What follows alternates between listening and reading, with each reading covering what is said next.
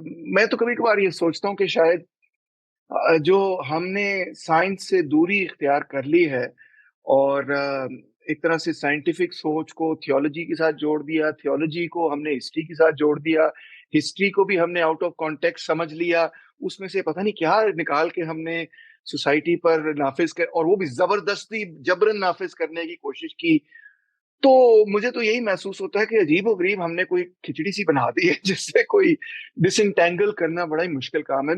एक मिसाल मुझे ये मिलती है कि मेरे लिए तो बड़ी हैरानी की बात है कि, और बड़ी तज्जुब की बात है कि जिस दीन ने उन लोगों को जिनके बारे में हिस्टोरियंस भी कहते हैं और हमारी अपनी किताबों में भी लिखा है कि वो जाहिल थे, अपने जमाने के सबसे बड़े जाहिल थे, अपने दौर ही पूरा जहालत का था। इनफैक्ट हजूर पाक सल्लल्लाहु अलैहि वसल्लम से पहले अरबों के पास कोई रियासत ही नहीं थी, मासवा यमन में एक थी और एक और छोटी मोटी थी, बट नजद वगैरह के अंदर, डेजर्ट वगैरह के अंदर कोई रियासत का वजूद नहीं हमें नजर आता।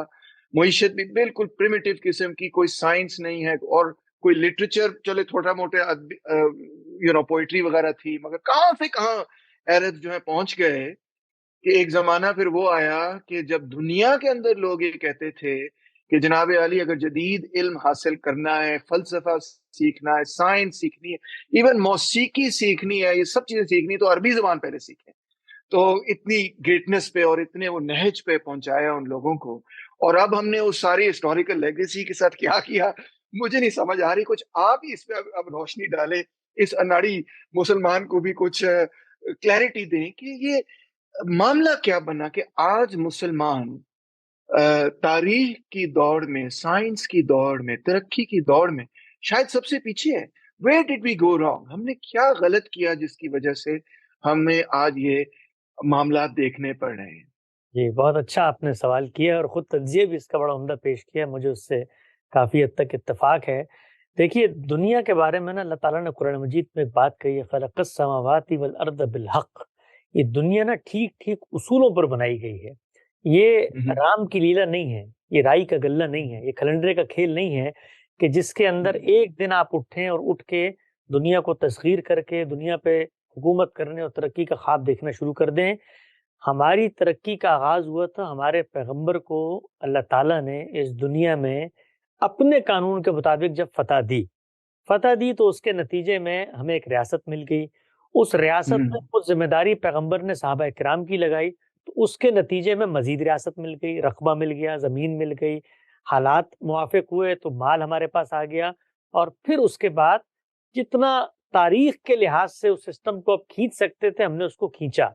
लेकिन जब हम्म, तक आप प्रिंसिपल्स नहीं बनाते सिस्टम को आगे बढ़ाने के, जब तक आप दुनिया के जो तकाजे हैं, देखिए बड़े से बड़ी फिक्र, बड़े से बड़ा फलसफा इतलाक में आके अपना खरा खोटा वाजे कर देता है।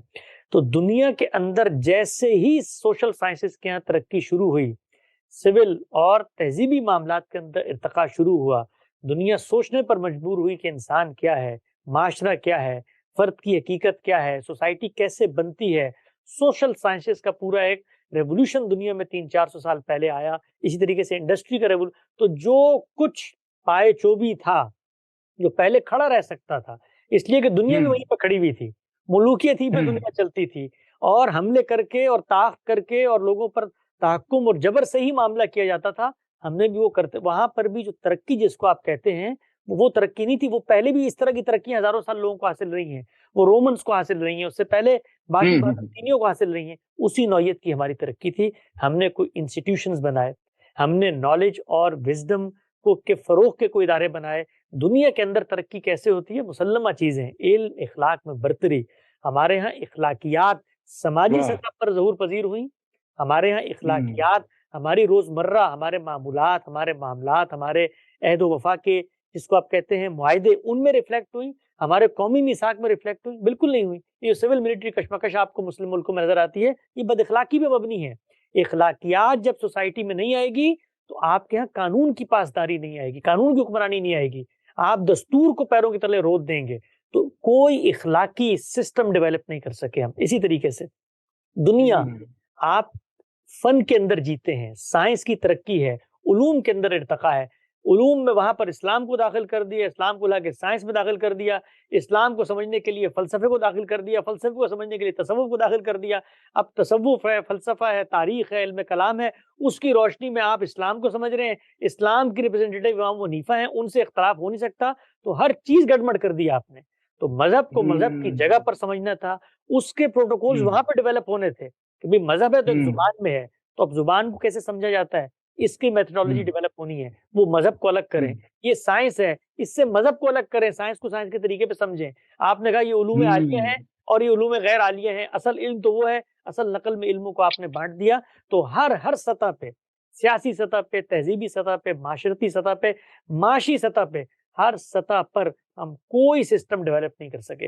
اور جب کوئی سسٹم ڈیولپ نہیں کر سکتے تو پھر دنیا کے اندر ذلت ہوتی ہے، محکومی ہوتی ہے. $1 ارب کے لیے بھیک مانگی جاتی ہے سڑکوں پہ اور کہا جاتا ہے ہمیں دو تاکہ ہم عالم اسلام کا قلعہ بن کے دنیا پر حکومت کریں. تو یہ وہ تضادات ہیں جس میں مسلمان کہتے ہیں ہم اس وقت دنیا کے اسٹیج پر ایک ذلت آمیز قوم کی طرح کھڑے ہوئے ہیں. ہم باج گزار ہیں عالمی طاقتوں کے. عالمی طاقتیں چاہتی ہیں تو ہم زبان کھولتے ہیں، ہم زبان بھی نہیں کھول سکتے. ہمارا دعویٰ یہ ہے کہ ہم اس پوری دنیا کو ختم کر کے اس کے اوپر حکمرانی کریں گے.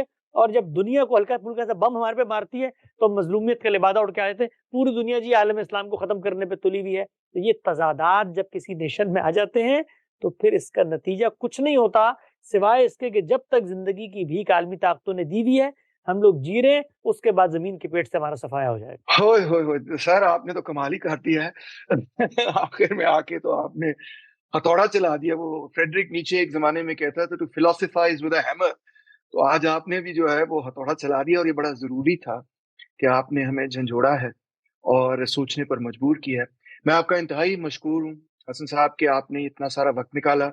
اور میں یہ بھی جانتا ہوں کہ میرے وقت اور آپ کے وقت میں کافی فرق ہے، کیونکہ آپ دور بیٹھے ہیں ملک سے، اور آپ کو میں نے صبح صبح بڑا ڈسٹرب کیا ہے. تو میں اس حوالے سے بھی آپ کا مشکور ہوں، اور کئی دفعہ میں یہ ریسکیجول بھی کرنا پڑا، اس حوالے سے بھی میں آپ کا مشکور ہوں کہ آپ نے وقت بھی نکالا اور اپنی تعلیمات سے، اپنی عقل سے، اپنی فہم سے، اپنی جو ریسرچ ہے اس سے ہمیں نوازا. اور اس کم سے کم اس اناڑی مسلمان کو آپ نے تھوڑا سا کم اناڑی بنا دیا ہے، اور تھوڑا سا شاید زیادہ مسلمان بنا دیا ہو، مجھے امید ہے. تو thank you so much for your time. And آپ جی کا آپ کا شکریہ تیمور بھائی، آپ کا شکریہ. آپ کی بڑی دل میں ہمارے قدر ہے، عزت ہے. میں دیکھتا ہوں ہمارے معاشرے میں جو خرد افروز طبقہ ہے آپ کی طرح کا، جو اوکھے سوالات اٹھاتا ہے، اس میں تہذیب، شائستگی اور تحمل اور بردباری سے جو آدمی گفتگو کرتا ہے وہ آپ ہی ہیں. اور میں نے خود طالب علم کی حیثیت سے بہت استفادہ کیا ہے آپ سے، بالخصوص آپ کے جو فلسفے کے اوپر پوری سیریز تھی. بلکہ میں لوگوں کو یہاں پہ کہوں گا کہ وہ لازماً جا کر دیکھیں کہ علم کی پیشکش کیا ہوتی ہے، علم کو کیسے پڑھایا جاتا ہے. اس میں ایک بڑا مایہ ناز مقام ہے ہمارے دوست کا، اور ہمیں بڑی دلی محبت ہے آپ سے. آپ سوالات اٹھاتے رہیں. ہم طالب علم ہیں دین کے، ہم کسی کے محافظ نہیں ہیں، نہ کسی کے ترجمان ہیں، نہ کسی کے نمائندے ہیں. سچائی کے طالب علم ہیں. سچائی آج یہاں محسوس ہوتی ہے تو اس کو بیان کر رہے ہیں، کل آپ کو نیا پہلو بتا دیں گے تو اس کے پیچھے چل پڑیں گے. تھینک یو سو مچ جی. میں اگین آپ کا شکریہ ادا کرتا ہوں.